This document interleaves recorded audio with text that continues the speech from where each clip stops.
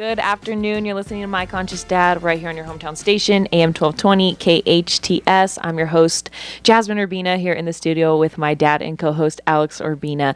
And I'm going to force Andrew, our board op, to jump onto Andrew Delgado just because I feel like you have a lot to contribute to this. Probably why? Because he's rolling his eyes, huffing and puffing. No, because we were talking about today's topic. Are you in a needy relationship? And then all of a sudden, I could see his eyes rolling, my eyes rolling, and we just, so maybe he has something to add. So just in case you hear a third voice that you don't recognize, that's Andrew Delgado. He's here every Friday with us too. So like I said, today we're going to be talking about identifying if you're in a needy relationship. Another thing that I want to talk about is maybe you like being in a needy relationship. So first I want to kind of distinguish what a needy relationship looks like. And then I want to throw out a possibility that you might not necessarily know that you're in a needy relationship or that you're actually needy yourself. So I want to open up that discussion and then we'll just talk about it a little bit. I think that for the most part, most people, when they're unconscious at a certain level, especially earlier on when we're younger, when we fall in love with people, not realizing that we enter into relationships with some of our own personal dysfunctions. We got our own insecurities that we haven't really worked through and worked on and overcome when we're 15, when we're 18, even when we're in our 30s. It takes a conscious commitment for you to really work on yourself interpersonally so that you can let go of your past. You can complete your past and be freed up to live in the moment, and creating, co-creating your relationships from a powerful place. It takes a huge commitment for you to work on your insecurities and flush those out and overcome them so that you're operating in a relationship in a powerful way. So when I say that most of us, including myself, I realize now looking back that the young, insecure me, when I fell in love with your mom, I entered into a relationship needing something that I felt was outside of me. And so I want to talk about that because as I start coaching couples in relationships, I explain this concept to them and I open up the possibility that you guys entered in a relationship from a needy place, both of you. And then the trick is to, as you're developing that relationship, to slowly wean yourself off of that addiction of needing something that you think is outside of you. So it's okay to be in a relationship where you're needy and you've identified it. The question is now that I have acknowledged that I'm needy or my partner's needy or we both are, let's figure out how to surrender that. Let's figure out how to work on ourselves and heal ourselves enough that at the later end of our relationship or in our marriage, we're operating from a powerful place. What would that look like for you? Well, I think to answer that question, I think that there's a little bit of a distinction between what's being powerful and then what is being needy, because someone could be listening right now and say, well, I need love. Is that me being needy? Or I need their attention. Is that me being needy? And so there's the powerful, like, oh, I appreciate your attention and your love, but I don't need it. That's right. That's a very, very complicated concept to grasp, that you don't need somebody else to love you when you're in a relationship. And it is a very challenging concept to grasp, because if you've been swimming around in the need for so long and in that dysfunction and in that insecurity, it's all you know. You carry that neediness into every relationship. You carry that around with you, like a belt. It's like an old belt that I've been wearing since I was a kid. And when you're walking around, you don't realize how needy you are or how needy your partner can be. And I don't want you to live one more minute in the illusion that you're living in this healthy relationship and you're wondering why you keep bickering and arguing and you guys are always fighting. And then, you got this relationship that's toxic or semi-toxic, and you're burying your head in the sand. And so I want to help people free themselves up to be in a relationship where they're in it because they choose to be. They're in it because they're grateful. They're in a relationship from a place of being healed.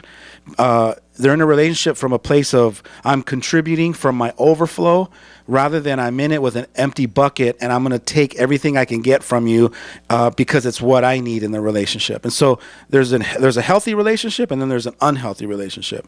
And today we're happen to be talking about being needy in a relationship, and to me that's unhealthy because you're in it to get what? whatever I can from you. And if you're in a relationship that someone's trying to get everything they can from you, where's the line that you draw to say, wait a minute, what if we both worked on ourselves enough to give and cultivate the things that we need from within ourselves so that we're freed up to be able to contribute to the relationship? I want to know that you're 100% complete and as who you are with your own relationship with yourself. And I want you to know and be secure that I've worked on myself to the point where I'm 100% secure and full of who I am within my relationship with myself. And then from my 100% and your 100%, I can contribute wholeheartedly to whatever it is that you that I want to give to you, and then you can contribute whatever it is you want to give to me. To me, that's a healthy relationship. Yeah, I always talk about or bring up the idea of giving from overflow in the bucket, just because it's my favorite analogy or my favorite picture, imagining how we give and we take from each other is the idea that if I have a bucket and you have a bucket and my bucket's halfway full and I'm only halfway full of love for myself and for everyone else, and then you come to my bucket and you just start taking, you're depleting from me, from my life and the things that I have to give. So instead of letting people do that and being in those needy relationships, we fill ourselves up so that we're just giving what's overflowing from our bucket. So I really like that idea and that concept, because if you can imagine yourself as the bucket, you can kind of like, while I'm explaining it, I can see where the line is on my bucket. So like for right now, I'm probably not in the mental or emotional place where I could just keep giving from overflow. I see my line a little bit less than the top of the bucket. So there's still more for me to work on as of today. So I really like that, because I think if you're listening, you can look and say, okay, well, where is my line? And who's taking from my bucket? My wife, my kids, my family, my friends. But this is what it would take in order for you to really look at that. It would take a huge amount of courage and a huge amount of honesty to really take that deep look at yourself and to analyze and reflect upon yourself and your partner and the relationship as a whole. I feel like most people don't want to look at it and don't want to really identify what are the things that we need to improve on in our relationship. So it's very easy to bury your head in the sand or pretend it's not there or to ignore it until all of a sudden now your partner wants a divorce. And then now you're surprised that, you're going, oh my God, what's going on? My whole world's turned upside down. No, there were some warning signs and some red flags that you weren't willing to look at, or you buried your head in the sand, and the surprise you pay is now the relationship has come to an end where you could have actually made some course corrections and adjusted it way earlier on. And so, it's no secret that those that are proactive in their relationships and work hard on them and put a conscious effort into them are going to bear the fruits that can come out of extraordinary relationships. And those that aren't are going to continue to ignore it and, grind it out, so to speak, until, they get whatever they feel they deserve. Yeah, I think it's really weird that we, and I say we because I do this too, that we ignore the things that we don't want to admit to. I know that I do that a lot. I do that all the time. And even, there's reasons why I don't bring up the things that I know I'm bad at, or there's reasons why I don't weigh myself every week, because I don't want to know how much I weigh. That's I don't right. want to know what's going on. I don't want to know the bad things about myself. I want to just ignore it and hope it goes away until, like you said, you hit that point where like, oh wow, I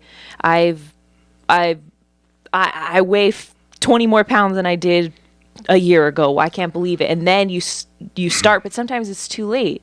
So I think it's very strange that we do that. And I know for me, I'm going to admit and tell myself that I do that all the time. I'm constantly doing it. I'm probably doing it right now. I think we all do it, including myself. There's things that we don't want to look at, and so we just keep ignoring it until there's a price to pay. And that's one of the things that, it's that, wise part of you that says, hey, let's not play that game anymore. Let's start looking at some of the things that we say are really important to us and what really matter. And let's just learn how to have the courage to get in there and start working on it. Even if I don't know how, let's stop. Step one is stop ignoring it. Let's look at it. Let's address it. And then from there, from diving in, maybe now I could figure out some solutions, or maybe now I can ask for help or turn to somebody or educate myself to figure out how to move forward from here. So what I did was I wrote down some things that you might possibly recognize or acknowledge that there could be some neediness in your relationship. So the one thing I wrote down was there could be a possibility that you're needy of approval, validation, and attention from somebody else other than you in your relationship. So could it be possible that you enter in a relationship with all of your insecurities from your past, from your childhood, from this sense of needing to be validated for who you are, needing to know that you're important, needing to know that you have a purpose in this life. And if you never got it from your mom or your dad, because that's usually where we bring our insecurities from, right? You never got that, and all of a sudden you find, that charming guy, that good-looking guy, he's standing over there and he's giving you that attention, or vice versa. The girl starts flirting with you and it's like I got my drug now. And so now you're obviously attracted to them and you start a relationship and you don't realize that there was an empty void inside of you as far as your insecurities, and that person has fulfilled it now. They're filling that bucket up, that empty hole, and they're filling it up for you, unbeknownst to you, not realizing what's going on. Hopefully at some point in your life, when in your late 20s, 30s, hopefully before you hit the 40s, you start realizing I need to start patching up my own hole inside from within so that I'm no longer in this relationship from a needy place. Because what'll happen now, if all of a sudden he or she stops giving you the validation and the attention and the approval that you've been seeking, now what? Now your whole relationship starts to fall apart. It crumbles. Because it was dependent on the external feelings that he was giving you by filling up your bucket. Well, what about, let's say you have an insecurity and you don't, let's say you have an insecurity, you don't think you're pretty enough. And, your boyfriend comes and tells you, oh, you're so beautiful, I love you, you're so good looking, whatever. Every day he just tells you, I love you, because you're so good looking, whatever. Good morning, beautiful. Is that good night, sexy? but if that makes you feel better about yourself, is that you being needy? Because they're giving you something that's filling that void. If you don't think you're pretty, you need them to tell you to feel like you're pretty. So I don't necessarily think that that's being needy, or that's needing them to fill that hole. You have to ask yourself, and you have to be honest with asking yourself, when that person acknowledges you, you got to ask yourself, do I need that? Or do I appreciate that? There's a distinction there, because I'm not. What I'm not telling you is that people shouldn't be in relationships and acknowledge each other. That's not what I'm saying. What I'm saying is that when you're in the relationship and you have somebody that is acknowledging you and building you up and giving you encouragement and always reminding you how grateful they are, and they see your beauty and they're projecting that back to you, and they're being that mirror for you that you like. But ask yourself, here's a better way. If I say, do you know how beautiful you are? What's your first response? Is it, yes, I am, thank you very much for noticing? Or is it, oh, shucks, don't say that, Yeah, it's definitely all shucks. Right. So when it's all shucks, that means that you don't know how beautiful you are.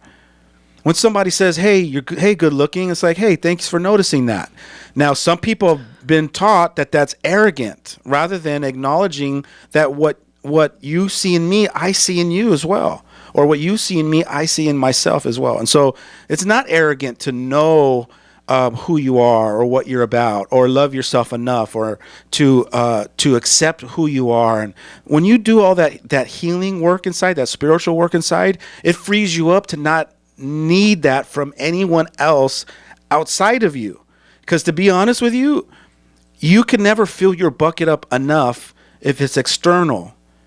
There seems to be this hole. If you have an empty void inside, you have this hole in your emotional bucket that no matter how many people keep filling it up, it keeps going out the bottom, down to the hole. The only way that you can fill it up is to fill it up from within yourself. It seems to be when you fill it up from within yourself, you patch the hole. And then now your bucket is full. Now every time you generate your own self-love, your own appreciation, your own approval, your own significance, when you're acknowledging yourself for the gift you are to the world, when you're acknowledging yourself for all the great things that you do and all the amazing qualities you are, when you're acknowledging that, you're filling up your bucket. Now it frees you up to be able to give that overflow to your partner. hey, I noticed you did this amazing thing this weekend with our kids. I want you to know that that's what I love about you the most, or I appreciate the most about you, is that you're willing to give. And so you're giving from that overflow. You're not giving from a place of needing it. Yeah, but what I'm saying is that when you're in a relationship, you I don't want to use the word need, but you need to have that other person either express their gratitude or we're saying the same thing. I already said this at the beginning. In the very beginning, yes, we need it. In the beginning, we need it. But why just the beginning? Why can't it just be for the rest of your relationship? No. What I'm saying is when we start off, most of us, when we start off in relationships, probably 90% of us, 95% of us enter into relationships with this empty void, this lack of from our childhood. We bring our insecurities into this relationship when I'm 15 or 16 years old because of my own insecurities, my own self-doubt, my own low self-esteem, my own lack of self-love. I bring that into the relationship. So I already enter into a relationship with a half-empty bucket. And it's okay. And if you're 50 years old or 80 years old and you're still with a half-empty bucket and realize it, it's okay too. What I'm asking you is there a possibility that you can acknowledge it and say, you know what, he's right, or you know what, I can see that. Or you know what, I can identify with that. And then from that place, learn how to develop your own self-love, develop your own approval so it can free you up so that you're not still in that relationship from a needy place. But what I'm saying is if 50 years from now, it's my 50th anniversary and that person that I'm with is not still giving me those things like, oh, you're so great, I love you for this, and I love that you do that. If they're not giving me those things, not that I need them, but I'm still looking for that. I still want that. So what I'm saying, and Andrew, back me up here, as a girl, I want a guy, or even as a woman as I get older, I want a guy to be still doing those things. And I don't know if guys want that. I don't know, maybe it's just because I'm young and I'm in love and blah, blah, blah, and I'm not old and married, but I still want those things. And I think I can see how guys would want that too. Okay, but if you're not getting it anymore, if he stops at a certain point, is it now a need? Do you need it? No, but I want it forever. I know you want it forever. Yeah, there's that want there. I know there's a want there. But if he, at some point, stops giving it to you, what then? Does it now become a necessity? Like, you know what? Now our relationship's at stake here because I need this from you. Because it goes from a want to all of a sudden, you've been giving it to me the last 20 years. Now all of a sudden, you stop opening the door for me. You stop telling me how beautiful I am. You stop, all those things that you've been saying you've been wanting. Now it all of a sudden becomes a need, correct? It could, but it could also be a want where you want it so bad that it's a deal breaker now. Well, if it's a deal breaker, it's because you need it. It's no longer a want because it's something like, I want this. Okay, have you ever wanted a soda or craving a liquid drink? Yes. Okay, and didn't get it, and you're like, oh, I don't need it. Even if I don't get, I want it, but if I don't get it in the next 30 days or 60 days, I can live without it, right? Yes. Now, what about water? Is water a want or a need? A need. Water's a need. So you need water to survive. In your relationship, you want certain things like to be acknowledged, to be appreciated, to be adored, all those things.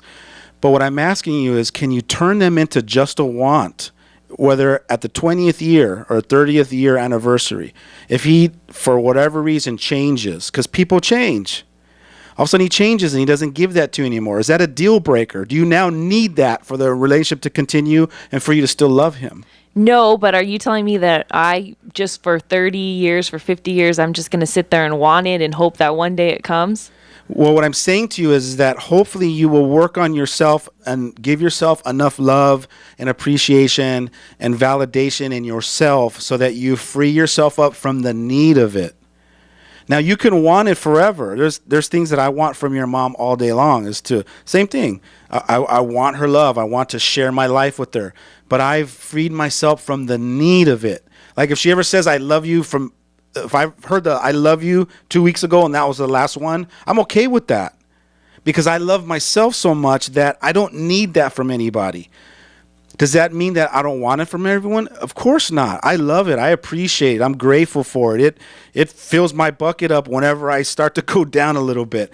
But what I'm saying is that there's not a necessity for it. It's not a deal breaker anymore.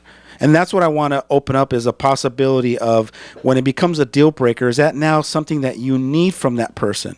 And what I'm trying to say is that maybe, just maybe, that person that's giving it to you from the outside is something that just when it enters from the outside in, that it's temporary. It starts to fade away. Because the minute somebody says, I love you, what's the all right, when you tell somebody that you love, I love you, what are you waiting for back? I love you too. Right. Why? Because I need to hear I love you too. No, because you want people to love you back, and I hear what you're saying. I just don't know how. Maybe because I'm not there yet. I don't know how long I could go without hearing I love you. 30 years later, I still want to hear it. And that's why I said you're in the beginning, and I was there too. In the beginning, I needed it too. We all start off from this neediness, and it's the wise people that realize one day and go, wait a minute. I don't want to be in a needy relationship. I want to work on myself. I want to heal myself. I want to develop myself within. And once you go on a spiritual journey, you start to develop all those beautiful attributes within yourself. So it frees you up to be able to be in contribution to the relationship. If you're needy and I'm needy and we're both stealing from the bucket called relationship, who's giving into it? Then we wonder why we're suffering. Is because you have needs and I have needs and neither one of us are fulfilling because we're both trying to get at it. Gimme. We have to take a quick break, but stay tuned for more of My Conscious Dad right here on your hometown station, AM 1220 KHTS.